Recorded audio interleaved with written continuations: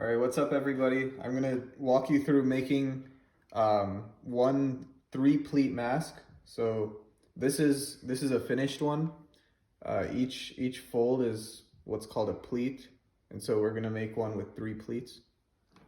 So first of all, the materials that you need to make one of these masks, you're gonna need uh, two pieces of fabric. I have some right here. Each one is 6 inches by 9 inches. You can get these. I bought these from Joann Fabrics. You can also use bed sheets or old shirts that you don't wear anymore. And then also, if you're gonna make your own ear straps like these, you're gonna want 2 inches by 7 inch pieces of fabric. You can make your own from that, or if you don't want to make your own ear strap things, if you have this type of ribbon, you can use that. Or in your pants, you have like these drawstrings for tightening them. You can also use those. So I've made masks with all of those different type of pieces of string. So this is if you want to make your own ear strap for the mask. So what we have here is a 2 inches by 7 inches piece of window curtain. So what we do to make it is we fold it from one side to the middle of the strip and iron it.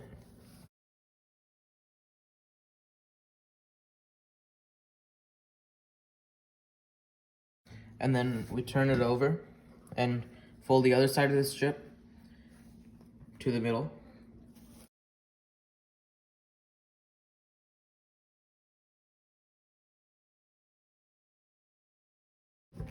And then you fold it in half.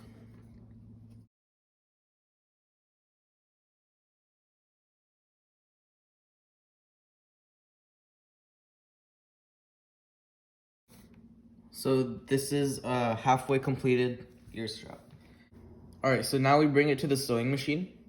It should be about 1/4 inch wide. So what we want to do is align it so that the two folded edges align next to each other. And we want to put it under the needle, like that. Then what we want to do is we want to put the needle down and we want to start sewing. So the reason that it's folded is so that it doesn't fray. And so if you just sew along as close as you can to the edges, and if you can, keep them together. It makes it a lot neater and it makes it look better. All right, so once you have 2 of these, then you can get started with the fabric. So this fabric, 6 by 9 inches, you want to match the backs. So, or rather you want to put the front of the fabric together, if you can tell the difference. This one's a little darker, so that would be the front. You want the backs to be on the outside because then we're going to flip it inside out later. So once you align it, you're going to put the long side into the sewing machine about 3/4 of the way down. You want to start 3/4 of the way down here. So you just sew it down here. And then stop before you reach the edge, because that's where you put in these straps. So you want to put it on the inside, and the corner should be like about a 45-degree angle, right like that. And then you fold it back over and then sew right over it. So we're gonna go straight over the strap. Once you do that, you want to turn the pieces of fabric 90 degrees and then sew it straight down this way.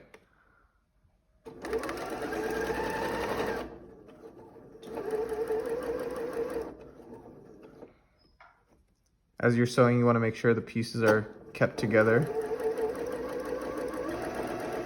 And then again, before you reach the corner, stop and take the other side of the fabric, the other side of the strap, and then place it at a 45-degree angle on this corner here, and then cover it with the top fabric and sew right over it.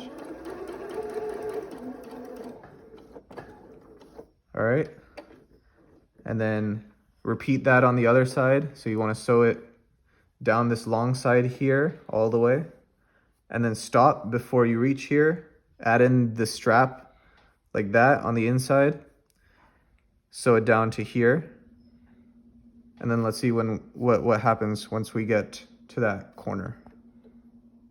All right, so at this point, we're about to finish this last corner. So at this, we've started over here in the middle of this long side, sewn all the way around the edge and while also putting in the straps for the ears. So let's finish this second strap. And once you've done that, you want to turn the fabric 90 degrees and sew down about like an inch or two, just an inch or two. You want to leave a gap between the other sewing, where you started your sewing, so that you can turn this inside out. All right, so you want to cut it, leave about like an inch or two left on your sewing machine. And then here, we're gonna turn it inside out. Gently, you don't wanna rip the stitches. And then a trick you can use is just to pull on the strap like that. All right, that's the first part of making the mask. All right, so now we have to iron it, make it, flat without creases. But the most important part is where you have your gap here, you want to fold it like this so that it's facing inside on both sides, and iron it like that. So you want to hold it like this and then iron it flat so you have a crease, because you're gonna stitch over it later to close that gap.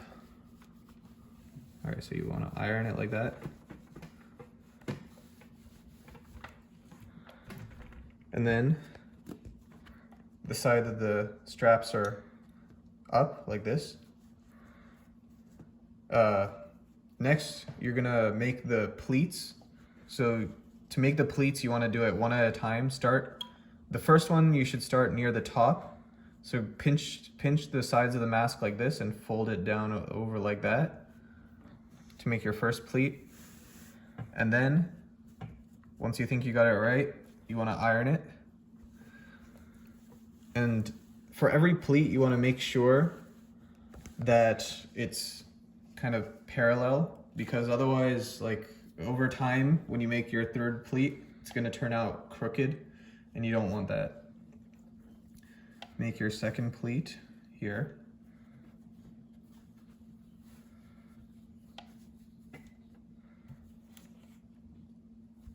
And then iron it so that it's creased. And then make your third pleat. So this one you want like over here, so you still have a little bit left on the bottom, but not too much and not too little, otherwise it's going to be hard to sew. By the way, I forgot to mention that for the straps, if you have elastic, you can use elastic, but it's kind of hard to come by these days to buy in stores, so don't count on being able to buy it at a fabric store. All right, so that's the 3 pleats. And the most important part, I don't know if you can see, you don't want these folds to overlap each other. So right here, you can see where the fold leaves a gap, and then here too, you can see where the fold leaves a gap. if it does overlap like this over here, it's going to be really hard to sew, and you don't want that. All right, so we're going to start our stitching on the long side where the pleats are facing down like that. All right, because this is the side, I believe, that we left the gap. So we're going to want to close that first.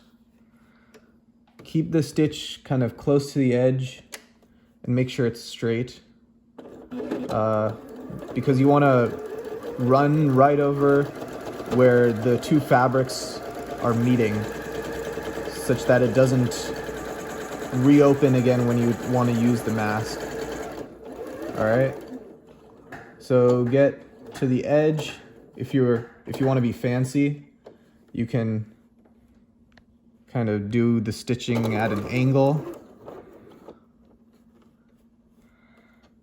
And then here you're gonna stitch over the pleats so that on the sides, so that the sides are smaller than the center when you open up the mask. All right, put down your clamp and then stitch over the pleats. Be careful that it doesn't like unfold as it's moving forward. You want to be careful of that, otherwise it's going to stitch badly. All right. Again, if you want to be fancy, you can just turn it this way and stitch diagonally.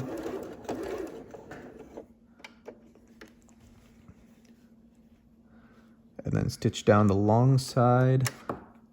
If this is your first mask, you're going to want to maybe just do it slowly. An old pro like me, I can go fast.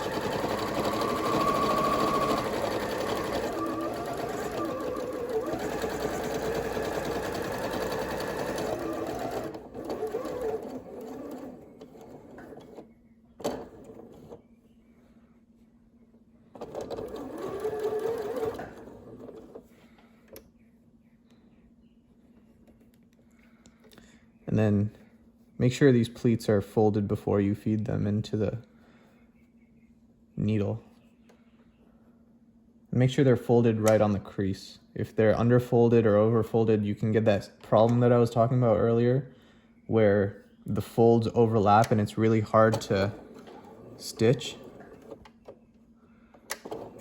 All right, so just run it along the side here, over the folds. Maybe turn it diagonal for the last corner. And then when you're done, when you've reached where the end meets the beginning, stitch right one over the mask like that.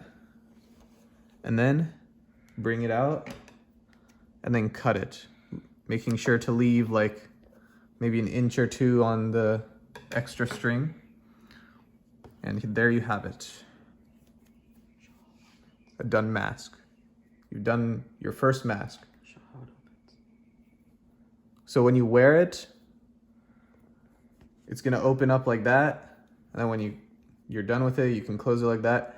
And then make sure you wash it before you use it, just so it's not dirty or anything. And there you have it.